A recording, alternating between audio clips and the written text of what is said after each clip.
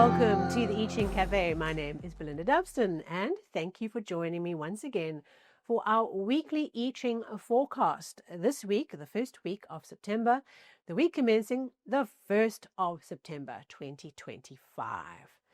Well, last week we had a locked hexagram. We had hexagram 31 influence, the dating hexagram, the honeymoon phase of a marriage or a relationship, guiding us to understanding what is really calling us forward, what is speaking to us, where do the things that belong together find each other, all right? Where is that the ideas, the people, the connections and resources? Where did you feel that you were really moved and really attracted to something, to a clarity, to an excitement and an energy that's released when we find something that we belong with? And perhaps there were some relationships that started this past week as we worked with the I Ching. So if anything came up for you this past week on how you were influenced and moved and inspired, what really was speaking to you as the thing I have to do, the thing I have to know, the thing I have to experience, please do share a comment. Right, this week, let's get into it. No locked hexagram, only one changing line. Okay, so our first hexagram for this week, the thing that we are paying attention to, the thing that we are growing into and through, is hexagram 53, development.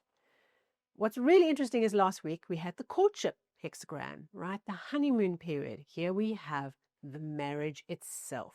Okay. So this hexagram with 32 duration are aspects of long-term relationships. And so development is all about putting one foot in front of the other, making progress by growing and showing up every day. It's a hexagram that shows this beautiful big tree on a hill. Okay, we see that in the structure of the hexagram. We have windward over a mountain, and here we have this hill that can be seen for miles, and this beautiful tree, oak tree, whatever it is slowly growing. The roots go down and the tree goes up and the leaves grow, and there are cycles to life, but this tree every year adds another layer, grows and grows, it gets more and more stable, and the roots go down. It's that kind of energy of what do we need to do to deepen our roots, to persist in our development, right, and to get more and more stable. Okay. If you think about a relationship, okay, this might seem boring to some, but once the honeymoon period is over, what we have to focus on, we develop these deep roots, we develop stability, because in the stability of the relationship, a whole lot of other things become possible. And perhaps you've had this experience of being in a relationship that's very unstable. It's a little nuclear, okay? And your ability as a couple to actually move forward and achieve things together is really difficult because those roots, that stability of that tree bonded into the ground, the practical life, is really unstable, and you risk the first wind that comes along, that tree falling over. This idea of the work that we do every day to deepen the stability, right, to lock in our roots, right, that might create a claustrophobic attack with some who are anti-commitment. Okay, but it's that idea we put in roots and we lock in and we keep on doing the work. We grow and we grow and we grow.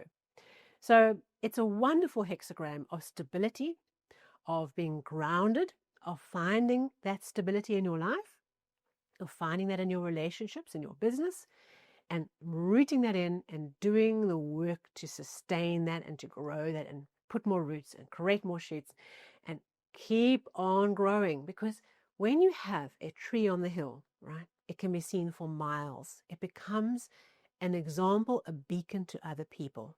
Right, I'm navigating to that town and I'm going past that tree. That becomes like a reference point, right, of what good looks like, of what's stable, what anchored and really grounded means. And we become an example to other people. You know, successful relationships become examples to others that it's possible and what it looks like and what you need to do. Okay.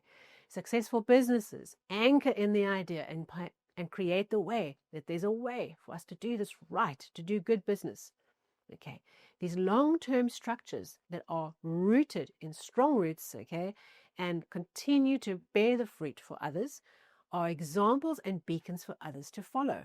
And so our life is not just about the stuff that we do for ourselves. It's also about how we become the tree on the hill for others. So we're thinking about, what is the tree on the hill?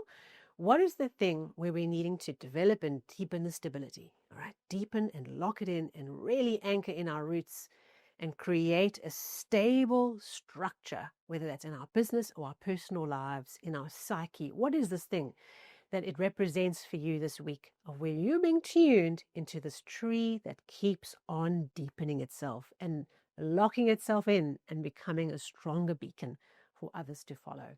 No pressure.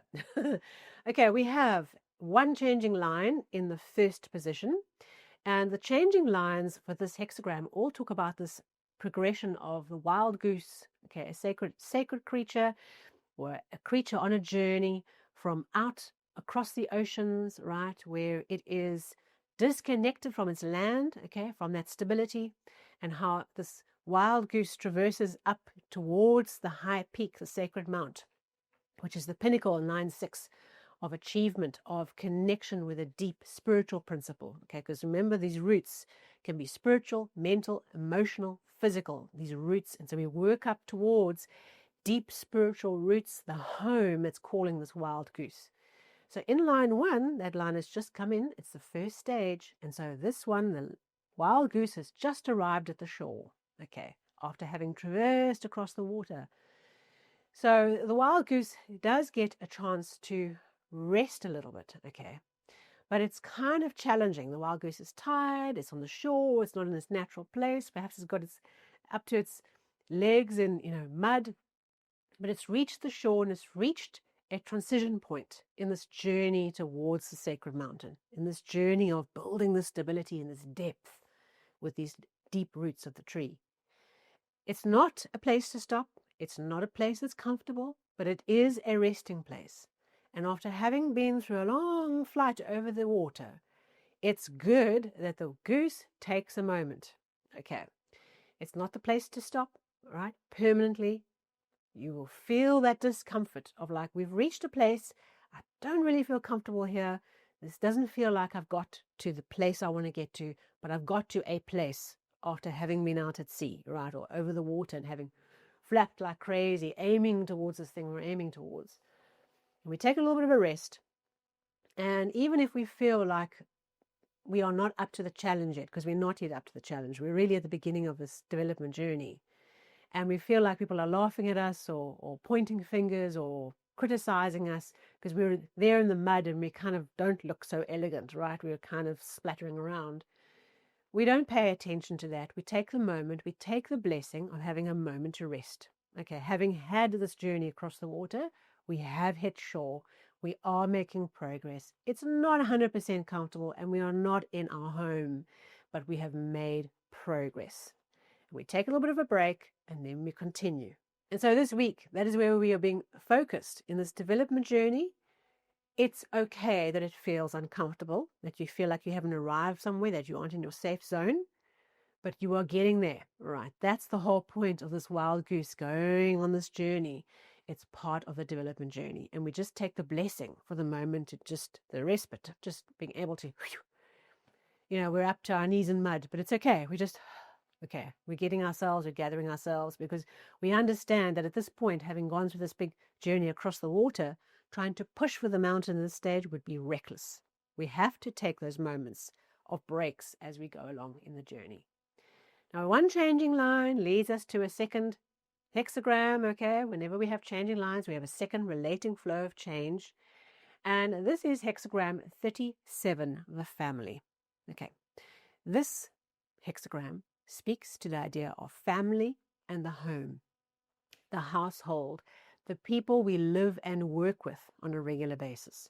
Okay, so it's interesting that this goose is on a journey home to the sacred mountain. Okay, there's a coming home, and we've reached that first little stage of coming home.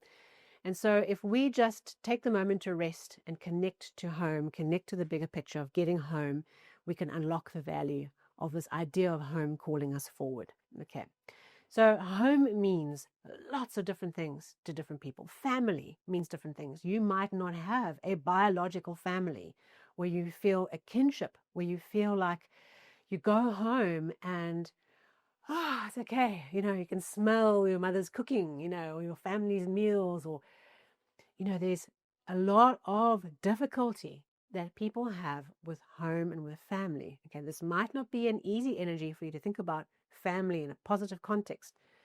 For you, this might be your work family. Often for people, their friends and their group of social interactions and their work people is a greater bond than family, blood family. And there's that old saying that we have all misrepresented, we've sliced out a bit, which goes, blood is thicker in the water, right? So you hear that and you say, okay, well, family bonds are always stronger than non-family bonds. But the actual complete phrase, as I understand it, is that blood shed on the battlefield of war with others is stronger than the water of the womb. Okay, so somehow in the process, words have got stripped out. What it does say is that when we have shared experience, especially as adults, with other people, striving and experiencing life and working, particularly in a work context where you're pushing yourselves and working together to achieve something, to get to an outcome, when you've shed blood with others and you've gone through challenge and you've triumphed with other people on the battlefield, whatever that battlefield is, that is thicker than the water of the womb. In other words, the water of our familial connections, our DNA.